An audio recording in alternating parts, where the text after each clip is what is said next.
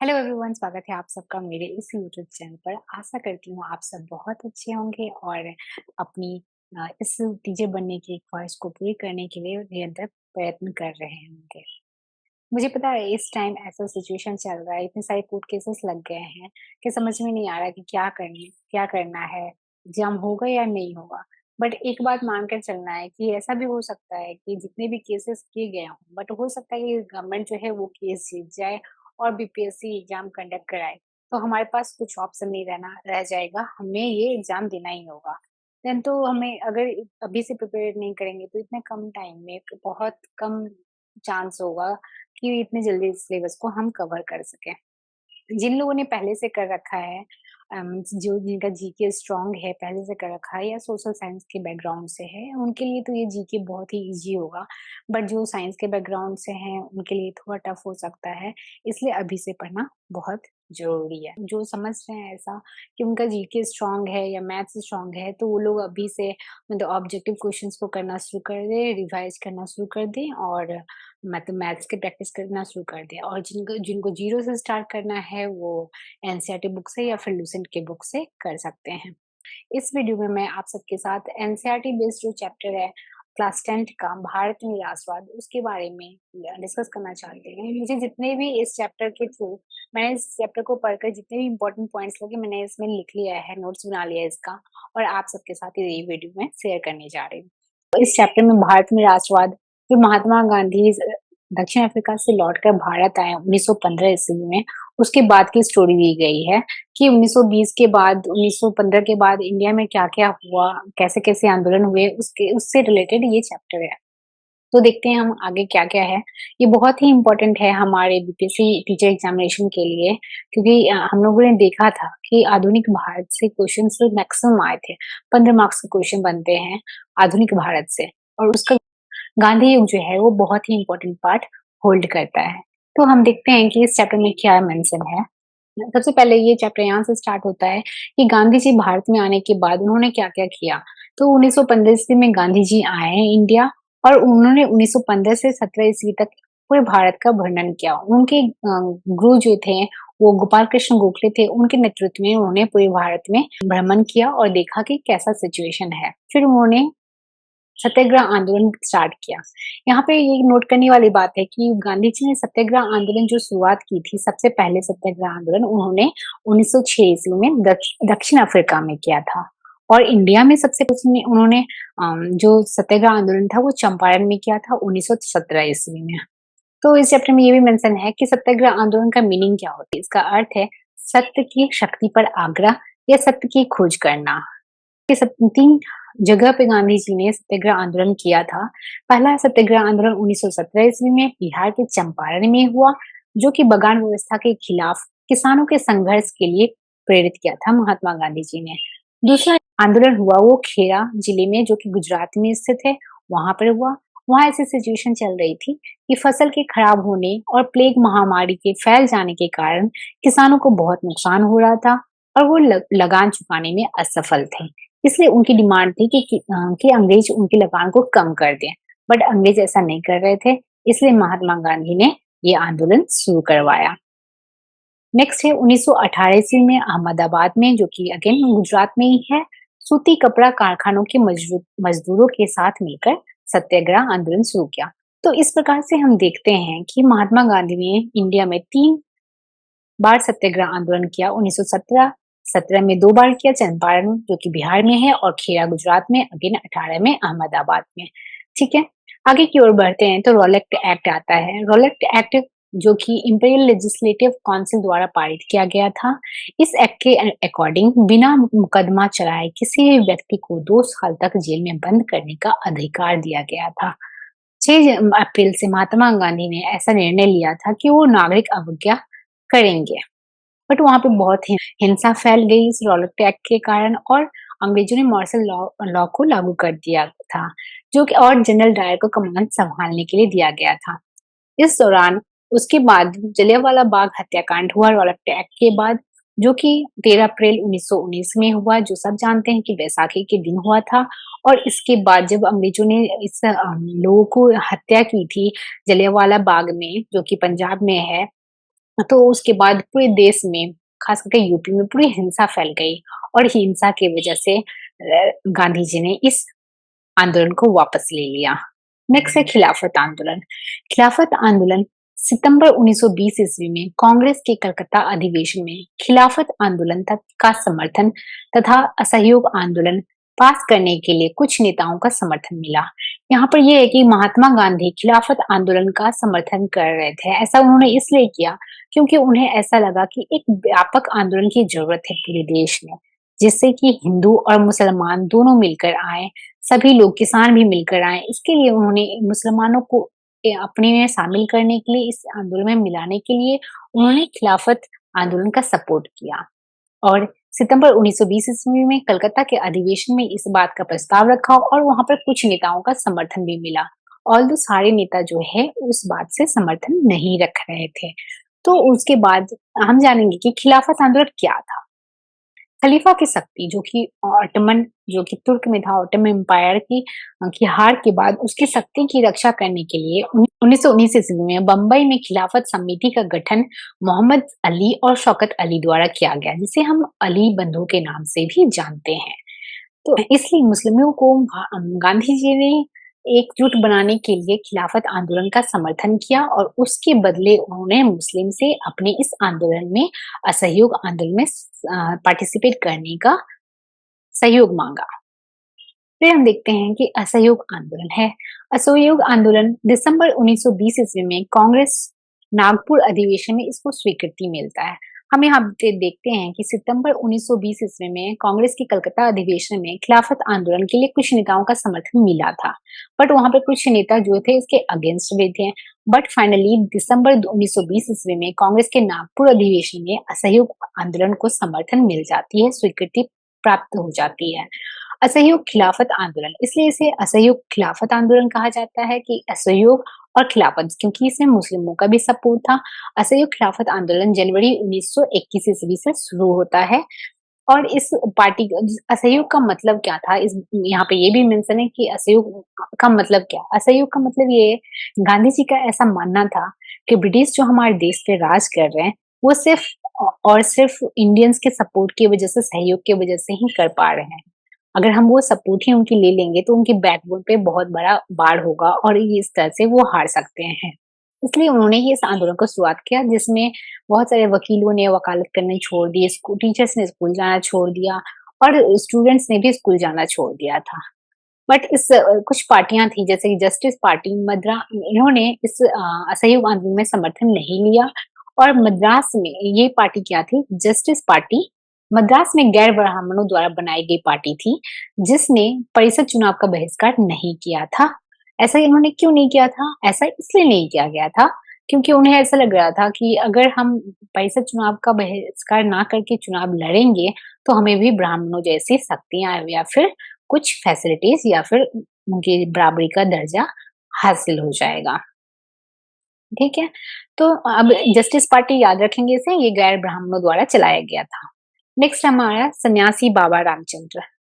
ये सन्यासी बाबा रामचंद्र कौन थे? अवध में किसानों का नेतृत्व इन्होंने किया था और किसान आंदोलन के प्रमुख परिवर्तक थे। ये सन्यासी बाबा रामचंद्र फिजी में गिरमिटिया मजदूर के तौर पर काम कर चुके थे। इस आंदोलन का मतलब ये था कि ताल्लुकदारों तथा जमींदारों के खिलाफ होना। ताल्लुकदार और जमींदार उस टाइम छोटे-छोटे किसानों पे बहुत अत्याचार कर रहे थे, उनकी जमीन पे कुछ अपना दबदबा बनाकर रख रहे थे। इसलिए इन्होंने, बाबा रामचंद्र ने इसके खिलाफ आंदोलन शुरू किया। किसान आंदोलन के नाम से जानते हैं इसे, और नाई धोबी बंद जैसे एक्शन लिया। यहाँ पे हम देखेंगे किसान आंदोलन भी फिर असहयोग आंदोलन में शामिल हो गया था। नेक्स्ट हमारा गुरिल्ला आंदोलन। गुरिल्ला आंदोलन जो है वो आदिवासियों द्वारा चलाया गया था। कहाँ पर चलाया गया था देखेंगे, आंध्र प्रदेश के गुडेम पहाड़ियों में 1920 ईस्वी में चलाया गया था आदिवासियों द्वारा, किसके नेतृत्व में, अल्लूरी सीताराम राजू ने इसका नेतृत्व किया था। अल्लूरी सीताराम राजू कौन थे? ये महात्मा गांधी जी के समर्थक थे। इन्हें महात्मा गांधी जी का बहुत गुणगान करते थे, बट एक बात जो थी, जो अहिंसा की बात थी, वो उससे सहमत नहीं थे। अल्लूरी सीताराम राजू का ये कहना था कि हिंसा के बल पे ही हम अंग्रेजों को हरा सकते हैं, इसलिए उन्होंने हिंसा के रास्ते को चुना। और फाइनली उन्हें 1924 ईस्वी में अंग्रेजों द्वारा फांसी की सजा हो जाती है। ये आदिवासियों में अल्लूरी सीताराम राजू का नाम बहुत ही प्रसिद्ध है, जिन्होंने 1919 ईस्वी में गोरिल्ला आंदोलन का नेतृत्व किया था। नेक्स्ट लेंगे हम चौरी चौरा जो कांड हुआ था, चौरी चौरा घटना, ये 5 फरवरी 1922 ईस्वी को हुआ था। इस घटना के में हम जानते हैं कि कुछ आंदोलनकारियों ने क्या किया था, पुलिस स्टेशन पे आक्रमण कर दिया था, आग लगा दिया था और उसमें से एक थानेदार और 21 पुलिस की मौत हो जाती है। इस घटना के बाद, जो कि हिंसक घटना थी, गांधी जी ने असहयोग आंदोलन वापस लेने का निर्णय लिया और फाइनली 11 फरवरी 1922 ईस्वी को गांधी जी ने असहयोग आंदोलन को वापस ले लिया। क्यों? चौरी चौरा हत्याकांड के बाद। नेक्स्ट है सविनय अवज्ञा की ओर। इसमें हम देखते हैं कि स्वराज पार्टी की स्थापना होती है पहले। स्वराज पार्टी की स्थापना किसने की थी? चित्तरंजन दास और मोतीलाल नेहरू ने किया था। क्यों किया था? गवर्नमेंट ऑफ इंडिया के एक्ट के तहत चुनाव में भाग लेना चाहते थे वो। उन्हें ऐसा लगता था कि ब्रिटिश के चुनाव में भाग लेकर उनके अंदर घुसकर ही हम उन्हें हरा सकते हैं, इसलिए उन्होंने चुनाव में भाग लेने का निर्णय लिया और स्वराज पार्टी की स्थापना की। स्वराज पार्टी जो है वो कांग्रेस के अंदर ही एक छोटी-सी पार्टी थी। चित्तरंजन दास और मोतीलाल नेहरू ने किया था। यहाँ पे हम देखेंगे कि चित्तरंजन दास और ने महात्मा गांधी के बहुत सारे मीन्स उनके सुझाव से, उनके निर्णय से प्रसन्न नहीं थे, उनके मतभेद हो जाते हैं चित्तरंजन दास और गांधी जी के बीच में। फिर 1928 ईस्वी में साइमन आता है भारत और गो साइमन के नारे लगते हैं। इसी दौरान लाला लाजपत राय की मृत्यु हो जाती है, जो पुलिसों ने लाठी से वार करके उनकी हत्या कर दी थी। नेक्स्ट है लॉर्ड इरविन ने 1919 अक्टूबर में डोमिनियन स्टेट्स का ऐलान किया तथा गोलमेज सम्मेलन का आयोजन का भी प्रस्ताव रखा। इस डोमिनियन स्टेट्स एंड गोलमेज सम्मेलन का जो विरोध में थे वो थे सुभाष चंद्र बोस और जवाहरलाल नेहरू। इसके खिलाफ थे, डोमिनियन स्टेट्स के खिलाफ। ये एक टाइप का छलावा था अंग्रेजों के द्वारा इंडिया को दिया जाने वाला। नेक्स्ट है दिसंबर 1929 ईस्वी में जवाहरलाल नेहरू की अध्यक्षता में लाहौर अधिवेशन में पूर्ण स्वराज की मांग रखी गई। तो ये इम्पोर्टेंट है कि लाहौर अधिवेशन में पूर्ण स्वराज की मांग रखी जवाहरलाल नेहरू की अध्यक्षता में।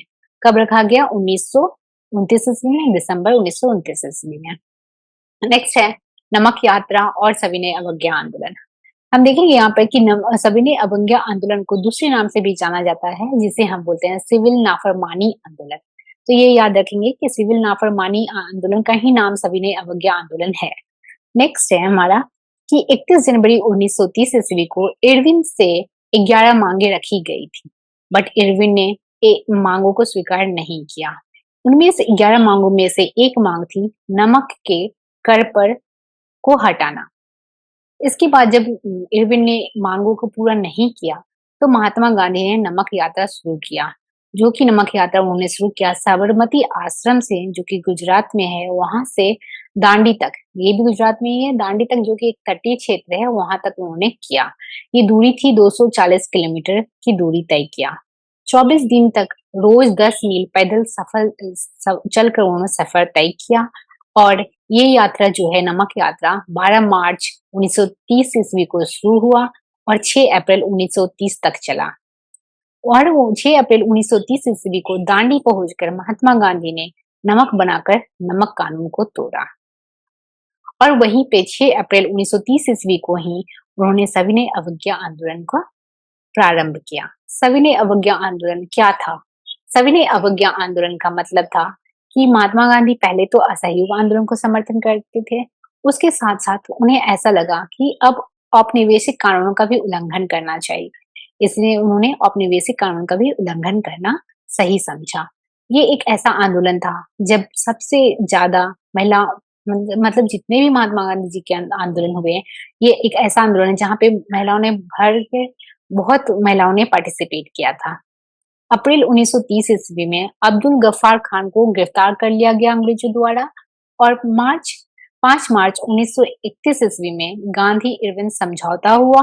5 मार्च 1931 ईस्वी में गांधी इरविन समझौता हुआ, जिसके तहत गांधी जी ने गोलमेज सम्मेलन में भाग लिया, सेकेंड गोलमेज सम्मेलन में, जो कि दिसंबर 1931 ईस्वी में हुआ था। फिर वहाँ पे गोलमेज सम्मेलन से जब लंदन में जो कि हुआ था, वहाँ से महात्मा गांधी वापस आते हैं इंडिया और फिर उन्होंने 1932 ईस्वी में सविनय अवज्ञा आंदोलन को दोबारा आरंभ किया। ठीक है, फिर यहाँ पे फिक्की का दिया हुआ फिक्की का गठन कब हुआ था? 1927 में हुआ था एंड सविनय अवज्ञा में शामिल कौन-कौन से लोगों ने नहीं पार्टिसिपेट किया था?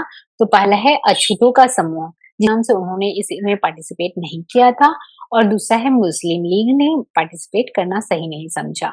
नेक्स्ट है गांधी ने अछूतों को हरिजन ईश्वर की संतान बताया था। गांधी जी ने अछूतों के लिए बहुत काम किया और उन्होंने इन्हें हरिजन बताया जिसका अर्थ होता है ईश्वर की संतान। उन्होंने ये भी बताया कि ये उनके साथ बुरा व्यवहार करना एक बहुत ही पाप का कार्य है और वो नहीं करना चाहिए। डॉक्टर अंबेडकर ने 1930 ईस्वी में दलित वर्ग एसोसिएशन में संगठित किया। 1932 ईस्वी में पूना पैक्ट पर हस्ताक्षर किया गया। ये पूना पैक्ट क्या था? महात्मा गांधी डॉक्टर अंबेडकर को अपने साथ लाने के लिए उन्होंने इस पैक्ट पे हस्ताक्षर किया, जिसमें से कुछ आरक्षित सीटें देने की मांग को माना गया। नेक्स्ट है मोहम्मद अली जिन्ना। मोहम्मद अली जिन्ना ऐसा चाहते थे कि मुसलमानों को भी आरक्षित सीटें मिलेगी, तभी वो मुसलमानों के पृथक निर्वाचक की मांग को छोड़ने के लिए तैयार होंगे।